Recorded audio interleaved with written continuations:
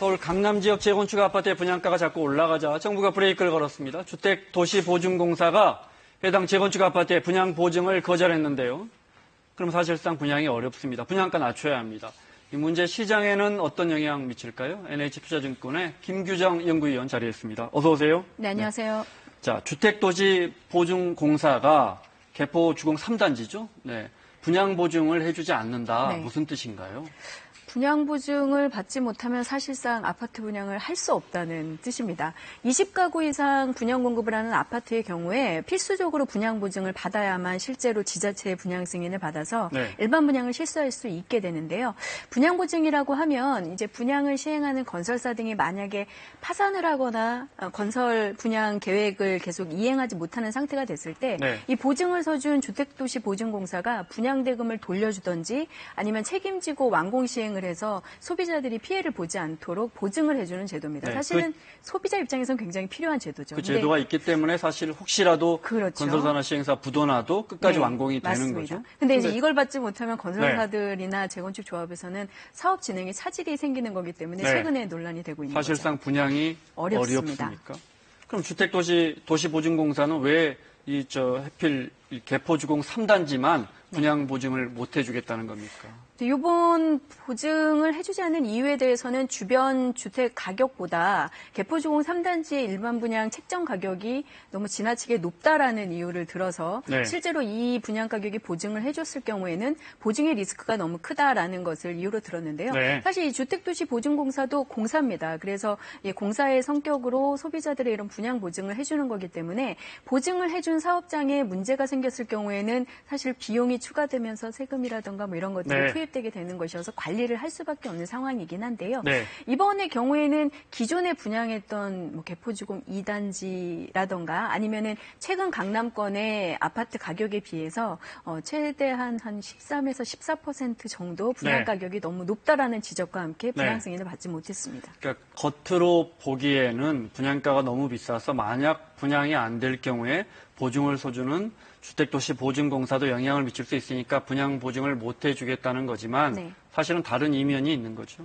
그렇죠. 우회적으로는 실제 시장에서 받아들일 때는 분양 가격을 좀 인하하려는 압력을 받는 것으로 이해가 되고 있습니다. 그래서 뭐 조합들에서는 실제로 그만큼의 자금이나 비용을 투입해서 고급 주택으로 짓는 만큼 분양 가격이 책정된 건데 주변 시세하고만 비교해서 너무 높다라는 이유로 보증을 해주지 않는 것은 좀 맞지 않다라는 볼멘 소리도 나오고 있고요. 시장에서는 어쨌든 강남권의 재건축 분양 가격이 전반적으로 주택 가격이라든가 주변 분양 가격의 상승에 미치는 영향이 사실 상당하기 때문에 시장의 안정이나 분양 가격의 진정을 위해서는 좀 필요한 조치였다라고 판단하시는 분들도 좀 대립을 하고 있는 상황입니다. 10여 년 전에 그 대치동 음마 아파트처럼 지금 이제 개포동의 재건축 특히 분양가가 이제 주변 시세에 영향을 미치기 때문에 저 멀리는 수도권까지 영향을 미치기 때문에 정부가 이런 조치를 내놓는 것 같은데 실제 강남 재건축 분양가가 지금 어느 정도나 올랐습니까? 분양 가격 거의 평균 4천만 원대 넘어선 지가 이미 꽤 됐죠. 3.3제곱미터. 예, 그렇죠. 그래서 서초구 반포나 잠원지구에서 공급된 경우에는 평균 분양 가격이 3.3제곱미터당 단지 4,200만 원대 기록한 물량도 나왔었고요. 최근에 분양한 개포주공 2단지는 서초구보다는 조금 낮습니다. 3.3제곱미터당 3,700만 원대 정도인데 평형대에 따라서는 4,200만 원대까지도 넘는 물량들이 있었기 때문에 강남권 재건축의 일반 분양 가격은 이미 좀 4천만 원대를 기준으로 넘어선 상황이라고 보실 수 있겠고요. 이 부분들이 말씀하신 것처럼 뭐 경기도 쪽의 일반 분양이라든가 지방에 재건축을 하는 단지들의 분양 가격에까지 영향을 미칠 수 있는 상황이긴 합니다. 4천만 원이라면 3.3제곱미터 옛날 기준으로 한 평당 4천만 원이니까 32평 아파트면 12억, 뭐 13억 되는 거죠. 예, 그래서 강남 재건축 같은 경우에 전용 면적 59제곱미터형의 소형들도 이미 10억대를 훌쩍 넘어선 가격에 분양이 되고 있습니다. 근데 이제 이렇게 되면 분양이 어려워지니까 분양 보증을 못 해주겠다 하면 이제 업계나 이제 건설업계나 조합 입장에서는 사실상의 이거 분양가 상한제 아니냐. 분양가에 왜 정부가 개입을 하느냐 이런 목소리가 나오는 것 같아요. 네, 실제로는 이번에 분양 보증을 받아서 사업을 추진하려면 분양가를 인하할 수밖에 없기 때문에 우회적이긴 합니다만 분양가에 인하를 개입하는 거다라는 주장이 좀 나올 수밖에 없는 상황이긴 하고요. 네. 다만 이제 방금 말씀을 나눈 분양가의 급속한 상승이라든가 이런 걸 제어하는 순기능 부분에 대해서도 시장에서는 좀 이해를 해야 될 것 같습니다. 네. 자, 그러면 해당 개포주공 3단지 재건축 조합의 입장 한번 들어보시죠. 최고 상품에 걸맞는 적정 분양가를 책정하였으나 정부의 요청이라고 해서 두 차례에 걸쳐서 분양가 인하를 했습니다. 그럼에도 불구하고 이번에 허그의 결정에 대하여 상당히 당혹스럽고 또 지금까지 그 조합을 믿고 따라와 준 조합원들에게 상당히 송구스러울 따름입니다. 가격 관련해서는 좀 조정하실 여력이 있으신 거죠?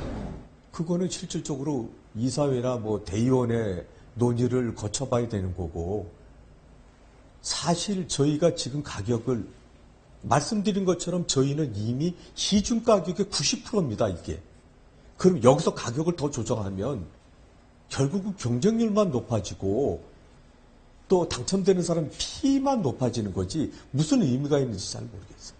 네. 자, 이런 조치가 분양시장에 영향을 미칠까요? 분양가가 좀 낮아질까요? 어떻게 보십니까? 네, 일단 분양 승인을 받지 못하는 곳들이 생긴다고 하면 조절을 할 수밖에 없는 상황인 것 같습니다. 그래서 청약 경쟁률이 급등하는 등 좀 과열 양상을 보였던 강남권 재건축 분양 또 청약시장 같은 경우도 전반적으로 좀 이런 규제 같은 것들과 함께 진정될 가능성은 있는데요. 네. 분양시장뿐만 아니라 지금 재고 시장도 전반적으로 조금 상승세가 둔화되고 있는 상태고 네. 여름 비수기임에도 불구하고 지금 8월 이후 하반기까지도 입주 물량이 많아서 시장이 조금씩 둔화되고 있는 상황이거든요. 네. 여기에 이제 분양가 인하 같은 이런 시도들이 나타나면 전반적으로 시장이 좀 점진적으로 둔화되는 보합 국면으로 접어들 가능성이 높다고 보여집니다. 다른 것도 좀 여쭤보겠습니다. 금융권이 올 초부터는 아파트 이제 우리가 분양받으려면 집단 대출을 받아야 되는데 네. 이 부분도 좀 조이고 있죠. 워낙 가계대출이 많이 빠르게 늘어나니까. 네, 맞습니다. 2월에 시작한 주택담보대출 규제 때는 집단대출에 대해서는 규제를 하지 않았기 때문에 일부 오히려 신규 분양 시장에 대출을 받는 가수요가 늘어난다, 풍선효과 부작용이 나타난다는 지적도 있었는데 네. 지금 7월 1일부터는 집단대출, 분양시장에 대해서도 금융규제가 지금 시작된 상태입니다. 그래서 여러 곳에 분양을 받아서 전매 거래를 하시고자 하는 가수요자들은 네. 일단 분양보증을 동시에 여러 건 받지 못하게 되는 가수요를 차단하는 효과는 좀 있을 수 있겠고요. 네. 다만 근데 이런 규제가 생기면서 일부 소득이나 이런 여건에 따라서 아니면 분양 가격에 따라서 중도금을 대출을 원하는 만큼 다 받지 못하게 되는 실수요자들의 입장에서는 네. 일부 조금 어려움을 겪을 수도 있다라는 네. 주장들도 나오고 있습니다. 가계부채를 잡기 위해서 이런 제도가 도입이 되고 있지만 꼭 필요해서 집을 사는 실수요자 입장에서는 약간 아무래도 돈 빌리기가 그렇죠, 대출 받기가 아무래도. 어려워지니까 예. 관련이 있을까요? 미분양이 조금씩 늘고 있던데 저희가 화면으로 준비했는데요. 미분양 같은 경우에 4월까지만 해도 좀 안정적인 모습이었는데요. 네. 화면에서 보시는 것처럼 5월을 기점으로 서서히 늘어나고 있습니다. 6월 발표치에서는 딱 한 채 모자란 6만 채까지 미분양이 늘어난 상황인데요. 네.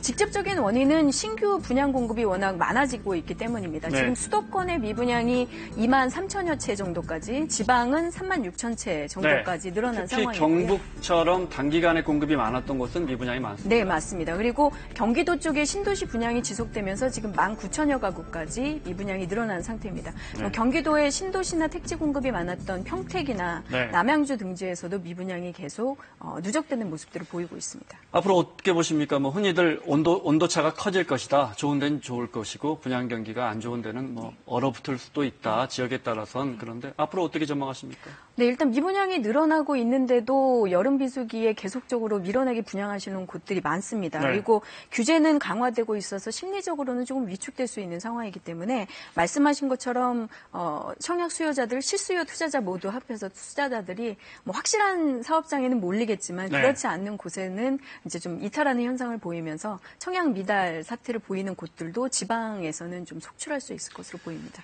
알겠습니다. NH투자증권의 김규정 연구위원과 함께했습니다. 고맙습니다. 감사합니다.